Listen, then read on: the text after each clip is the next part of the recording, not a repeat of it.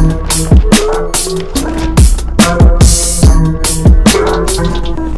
right, yo, what up, though, man? The Ying Yang Twins in the building. What's good? What's happening? Hey, man, you know what, bro? I appreciate y'all, man, sitting down.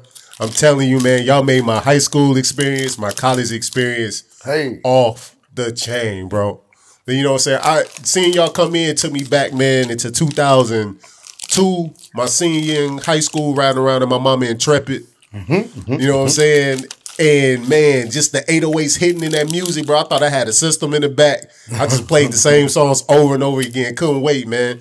But I appreciate y'all sitting down. For those who may not familiar with the Ying Yang Twins, what part of Atlanta are y'all from, man? And let's take us on that journey of who the Ying Yang Twins is. What year you said y'all came together as Ying Yang Twins? 97. 97. So, like, prior to y'all getting together, what was, you know, like with the, you know, you had the bass era, you had LaFace coming into Atlanta.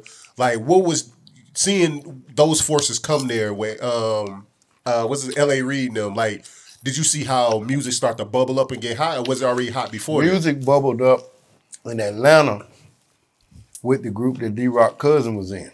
Okay. A-Town Hard Boys. They was the biggest group to go nationwide on an independent label at that time, 1990.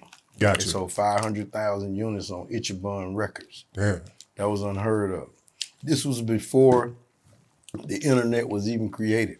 There was this radio function made by this man named Jack Gibson. He was a radio DJ personality. Okay. He came out with this thing called Jack the Rapper. Jack the Rapper was the hub for any and everybody from everywhere. They used to come here. Jack Gibson would rent the Western Peachtree Plaza downtown, and he would hold the biggest music convention that the nation had. Wow. Back at that time. In 90, 91, 92, that was the era that his cousin and them were in. And I met the A-Town Hard Boys in 1989. I was 10. So I moved around with them for like 5 years. And then me and D-Rock met. Got you. They used to always tell me, one of the members, Royal C, would say, "Shout, you need to meet D cousin, D-Rock. He be dancing like hell and you be rapping like hell. Well, y'all be a good ass combination." So in reality, like the A-Town Hard Boys put us together. Got you. And so, like, with the A-Town Hard Boys, did LaFace have his, because, you know, from the outside looking in, LaFace always looked like they were the ones that, like, really exploded the music scene in Atlanta. So how much do you contribute with L.A. Reid and Babyface? And So Def, I guess, too. Great. I'm just saying Babyface is very monumental on the music scene in Atlanta. You know, him and L.A. Reid, they knew what they were doing. Gotcha. You know, timeless music will forever be heard on the radio. Gotcha. You asking about them and their music still gets played. Yeah, I was gonna say the same thing. Like you saying LaFace and So Def. You gotta look at them was the branding points that started everything. You got LaFace, Outkast. You got So Def, Criss Cross, the Brat, like everything just started from that point. So it's like, but after that, then you had us. Like, when I say us, I'm not talking about the Ying Yang Twins. It's just our generation kicked in. Gotcha. And when our generation kicked in, we took Atlanta to a whole nother level. Gotcha. Right. Period. The Atlanta still ain't stopped right now. They brought it, but we crunk it. Gotcha. Right. And now they just New Atlanta. yeah, that's what we gonna say. We crunk it, and now they just new Atlanta. That's what we're gonna say. So before the young generation, before y'all actually popped off, Lil Jon's, I seen that in y'all interview that Lil Jon was an A&R at So Def. yeah. And so was Ludacris on the radio at that time too? Yeah. Okay. So like, what was y'all relationship like? What was Lil Jon known for other than the A&R? Was he involved? Lil Jon has been a DJ since like 1995. Okay. He started out as a reggae DJ at the Club Phoenix. Damn. And what he You did, got DJ Smurf, Lil Jon, and Ludacris all went to school together. Damn. So we was always in a circle that everybody was helping each other from that point right there. Got you. So you had Lil Jon, A&R at So Def helping us out over there on that side. You got Ludacris, he was at the radio station helping us out on that side. So you got Smurf, who was friends with both of them, and we was on his label. So it's like, that just made the circle just go. Got you. Right. And everybody helped each other blow. And the thing was, at the time, Atlanta had no music scene, and you know, bass music was never considered as lyrical content music. Got you. So to the industry, it wasn't real music. Got you. You know, but the advantage of Atlanta was always this with the bass thing: the stripper clubs. Man, that was always the house to get your music played in. So we made it hot. Like them hot fries. Now, I did hear that initially coming into it, you went into no booty shaking music. You was trying to be for the street. I was rapping around his cousin them. Got you. I am street. It went out trying to be from the street. Got you. I was street. I'm still street. And why you thought the booty shaking? What about booty shaking was going? Well, technically, I can say both of us from the street, right? Because actually, I didn't just do like booty shaking songs like it was just girl. Man, you know, my first single with Bankhead Bounce, it was dance song. Got you. And then it went from there. I love writing. So when I met him, we just started writing something else. We started writing about what we were going through at the time. And at the time, it was a lot of thugging going on. Right. Right. We actually were True City Thug. We actually fucked the game up with a bass record that we weren't talking about women on. And not to be like shady or nothing, but I still remember this call. Let me see. I called D-Rock. D-Rock called Smurf. Smurf called Lil Jon. Lil Jon called Emperor Cersei. Smurf said, I got some dudes doing some shit on bass beats that you ain't never heard. And he said, let me hear them. So the call went like that. Cersei played the beat, which was Mars Day and the Time, Don't Wait For Me. Don't wait for me. I'm just another man. So Cersei sped it up. Boom, boom, boom, boom. It was playing. And Smurf said, Kane, bust the rap. Bust the rap. John was like, God. Because it was a thug record. True City Thug. Hey, buck a motherfucker to the ground. See, I stuck a motherfucker, lay him down, bitch, plug up the hole. Y'all ain't listening, though. Look out below. We bringing birds in the kitchen, ho. Got them going for the nifty. Ying Yang ain't gonna put it down till they feel me. But these niggas might kill me. Because them haters, they debaters, and they live and they can't feel me. Fuck niggas gonna listen to us. Fuck niggas think that they can do us. SOUL just. Ying Yang brain pain to the game, goddamn shame. Dangerous like bus a bus. Landed down there some us with the infrared beam on your skull. Get the gat, where that? In the back, get the back, ski back.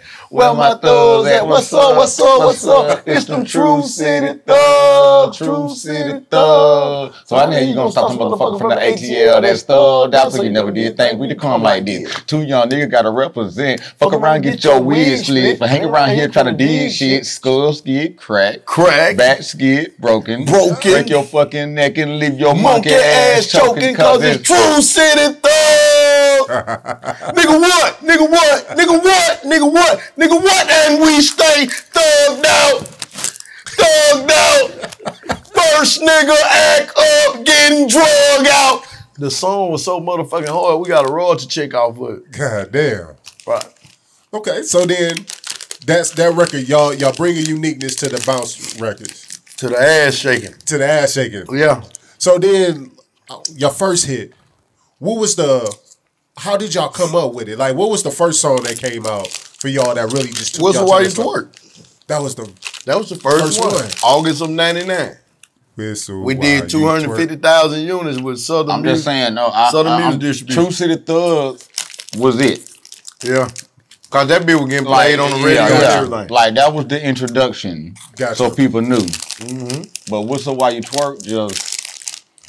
We took it to a different level because wasn't nobody talking about the strip club and wasn't nobody going to the strip club unless not telling. Unless they were sneaking. Yeah, y'all made me want to get to Magic City. Magic City, let me see. Oh, that's Ayaya though, but that's what put me on to strip club culture is y'all.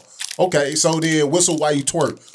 Well, how did y'all come up with that, man, that record, and like who was the mind behind it? And this man, I was working at U-Haul.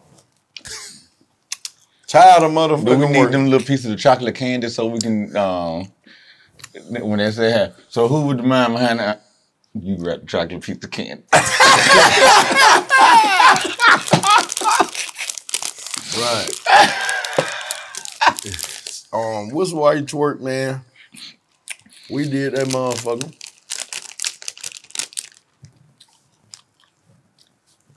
Originally, we put the Ayaya verses on there because me and D-Rock was always just writing. We had shit stacked up 2, 3, 4, 5 folders just writing on raps.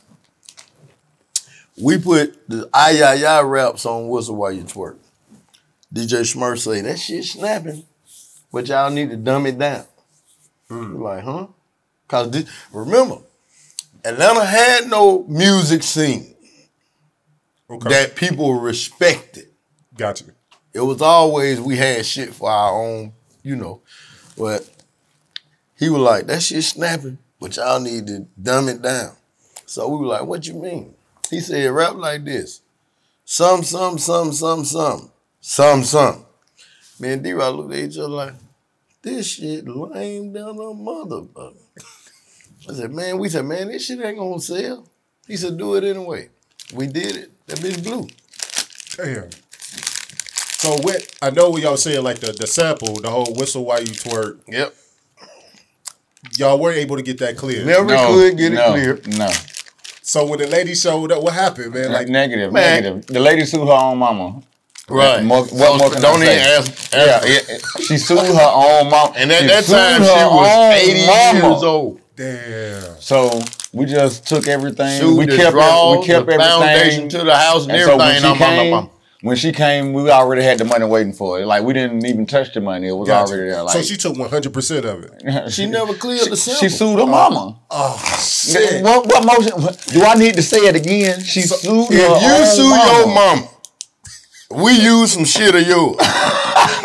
You sued your mama. You gonna be nice to me, but you sued your mama? Right. No, negative. She showed up and said, I did not clear that, thank you. Hold on, she showed up and showed out. Yeah. Damn. Now, the grits and the gravy is the comeback. My thing is the name. Our name was out there. Fact. Right. That's right. So right behind that, then you had us coming back. Right. Which was Ayaya. That shit had my intrepid. Them factory speakers was knocking. I turned the bass up high as I could on Ayaya. Riding around after school when they played, because I'm from Detroit.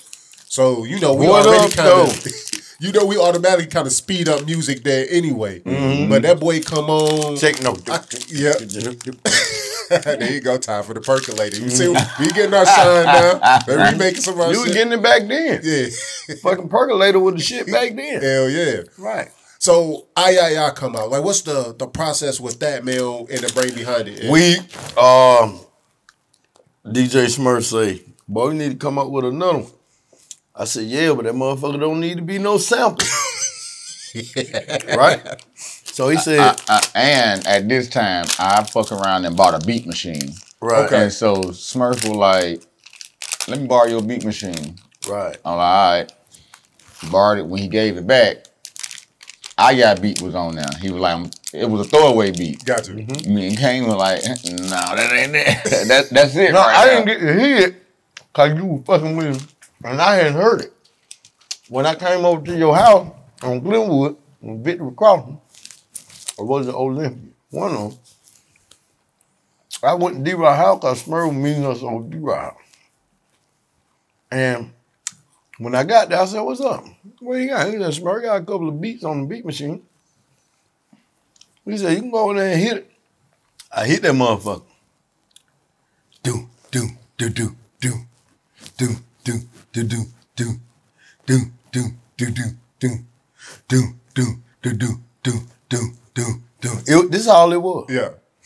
And so while Whistle While You Twerk was getting old, we were on the road going to New Orleans, things of that nature. So we did a promo run, with these guys. And while we were riding, Smurf was like, y'all need to come up with another one.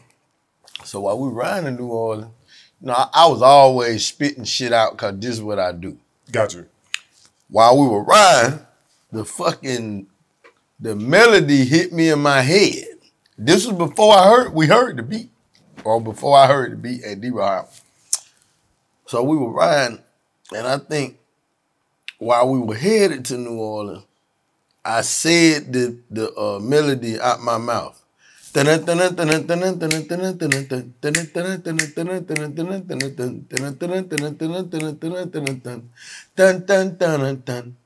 when we was through doing the shows in New Orleans and headed back to Atlanta, I forgot the motherfucker. Right? So by the time we got back to Atlanta, I still didn't remember the motherfucker. And then when I got over there to D-Rock's house and listened at the beat, that shit jumped back in my head. I said, damn, I could put that swing shit on top of this beat. So we were waiting on Smurf to get there. When Smurf got there, I said, dawg, what you finna do with this beat? He said, man, that shit boogie soul as hell. I'm finna erase. I said, no, you remember that shit I did when we were riding? You need to put that melody over this beat.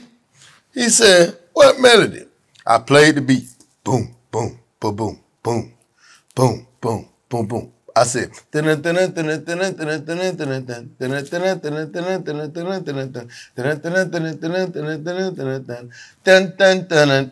said, that shit don't fit. I said, to you, play the shit.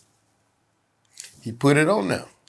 And at that time, I was real juicy with my creativity. It didn't take long. No sooner than he put that shit to his beat, I came up with the lyrics right there. She got her hands on her knees and then her bows on her thighs. She liked to twerk in there for certain because I could tell she got me hype. I want to bite it right now, yeah. That was it. Man. Now, that bitch hit, bust 66,000 spins a week. This is how you knew we weren't in to be fucked with. We made that shit. We were still on Universal. Nelly they had just dropped Nelly with Country Grammar. Gotcha.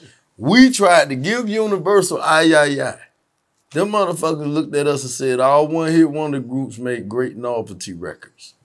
Wow. We tried to give it to them. They didn't want it. We left. Fishing. Koch. Motherfucker didn't even know how to pronounce Koch at the time. Alan Grumblack, which is E1 today. Right. We took that shit over there. Alan gave us a 1-year, 1-album deal. Came out, but 66,000 spins a week. This bitch was so hard, Jay-Z called Smurf House. Builder. Collie Park, yo, this Jay. You new niggas is fucking up my money. Click.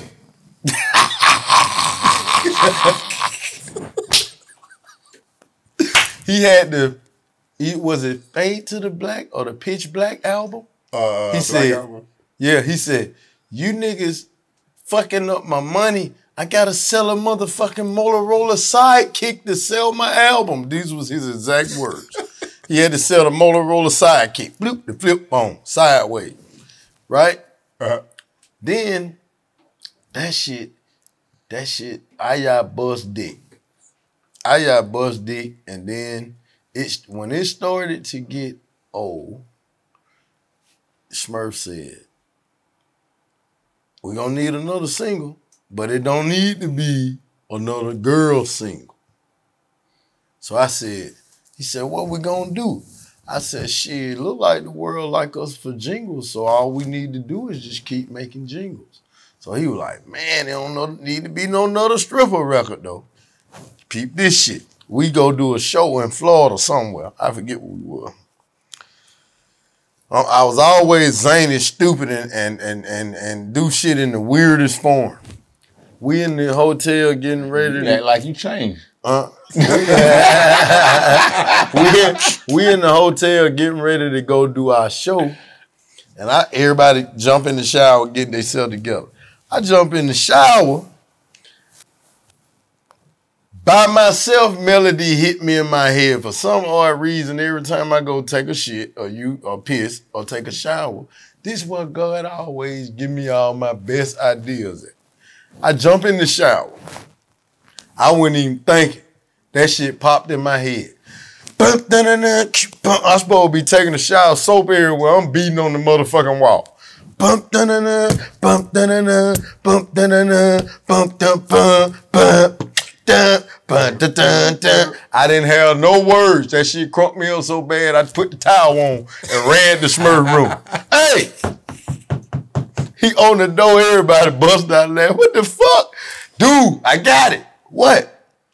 I did the beat on the door. Bump, bump, bump, bump, bump, bump, bump, bump, bump, bump, bump, bump, bump, bump, bump, bump. But second time around, the words just popped in my head. Work premeditated. Smoke by myself, drink by myself, book the old by my goddamn self, for real. It was over with. God damn, bro, you just don't understand. Now I'm at college frat parties. And we fighting. They get the strolling and strutting and shit. Alphas get the stuff and cues. And that's the, you know, I see it. Yeah. Man. Yeah. So, go ahead, my bad. You go ahead. So what I'm saying, so like you drop these boys and go off on a 1-year deal. Yeah. Afterwards. When Allen gave us the 1 year, 1 album deal, before the year was up, we was at 465,000 units. Just with the IYA. Got you. So by myself, took it clean on over. And Allen wanted us to stay, but Smurf was like, you need to get us our money off the shit we done made. You already done disrespected us and said we weren't legit. Damn. Right? He didn't. We end up going to Jamaica. TVT. Huh? Yep, we end up going to Jamaica. Had started conversating with TVT. Okay. The deal wasn't in. We were just conversating. Right? Fucked around and put the Me and My Brother album together. I think Allen called us about a year straight. God damn it, I'm kicking myself in the ass. Right. You should. Well, actually, too, if anybody know about the Ying Yang history, Lil Jon been on all our albums. Right. So, Lil Jon wanted us to return the favor. Right. And when we did that, that's when Get Low came. Okay. Right. So that would put us. That's what put us. That's what put us in competition on TVT, but we never was in competition because we always been working with each other the whole time. Gotcha. Right. Yeah. Like, but we were a mean force because when John found out we signed, he nutted up. How the fuck you gonna sign my competition? I looked at him and said, hey, John, it's enough money for everybody to make money. This man business. Did it actually cause a real friction between you and John, or he was just hell no. How you gonna front? How you gonna front on the truth? I'm just saying we went from Get Low to Salt Shaker, right? And we look. I'm talking about the Kings of Crunk album. Steve was finna shut the door on the album. Get Low actually saved the album. Wow, that's one of my favorite albums too. Get Low saved that album. John told us on the bus, I don't particularly like the record. Me and D-Rock said, we don't give a fuck. This motherfucker's gonna take your career to the next level. Cause it was at the time. See, Smurf was always a raw ass producer. Gotcha. I must say this first. Not to mention, and just the moonwalk to the So Del Bass All Star Volume 3. When Run It DeVoe did the Tell Me When I See You Smile Again to the beat, boom, ba-boom. Smurf was the first motherfucker to put Bell Biv DeVoe's song to Planet Rock when he was a DJ for King Edward J and the J Team. So JD actually idolized Smurf. Got you. Cause when we was teenagers before all this shit, what that shit was called? It wasn't the Bedroom Boom, but like the first time motherfuckers heard, tell me when will I see you smile again? Cause I know I messed up, baby. Smurf the one actually put that mix together. So JD had to come back and, hey man, I want to do that. Whoop, whoop, whoop. Yeah, so what caused the fallout between y'all and Smurf? Being that, you know, it seemed like y'all actually fed off each other, like it worked well. What caused the fallout? Contract was up. Contract was up. We're gonna leave it there. Yeah. Okay. Like, Contract was up. I ain't trying to do a whole nother Beehive situation. Gotcha. I see where you trying to go with it. Yeah. Everybody done already heard it. Yeah. It done been heard. We served them papers. Yeah. Go pick them up and read them again. Gotcha. Contract was over with. So like as professional artists, when your contract is up, do y'all do like professional athletes? How do you start shopping like who to sign with next? What's the next way to go? Especially in the climate we in right now. Well, with us, like, we always been a group outside of the groups in Atlanta. Gotcha. The Ying Yang Twins are the ghetto version of Outkast. If you wanna look at the way we are, like, that was my whole thing. I was like, hey man, if we gonna come out there and whatever Outkast did, we gonna do what they did, but it gonna take us half of the time. It took them 8 years to blow. It took us 4. Gotcha. At the 5th year, we were busting dick. You know, really, me and D, being honest, me and D-Rock really ain't never gave no fuck about none of this shit like that. I mean, we always wanted to rap, but we didn't think this shit was gonna go where it went. Gotcha. You understand what I'm saying? Shit's big. And to end with this, because I know you boys got to go, as such a legacy act and doing your thing, being where y'all are now, is there even a need for a label now? Yeah, because one man can't do it. It's a team effort. You can't do this shit by yourself. You have to have a machine. You have to have a full functioning oiled and gassed machine. Like even when we were on TBT, we used to do shit and sometimes it didn't go good, and then everybody on the label would be saying, I did my part, I did my part, I did my part. Yeah, but collectively, if we didn't get everybody to get to their part, we lost. It's hit and miss with any type of profession. Gotcha. It's hit or miss. Got you. Well, I'll tell you what, man. Thank you guys, man, for being y'all. Making my high school, my college experience, man. I smashed so many chicks and nutted so fast. Thank y'all for that experience, man. Until we meet again, Ying Yang Twins, I wish y'all the best. Peace out.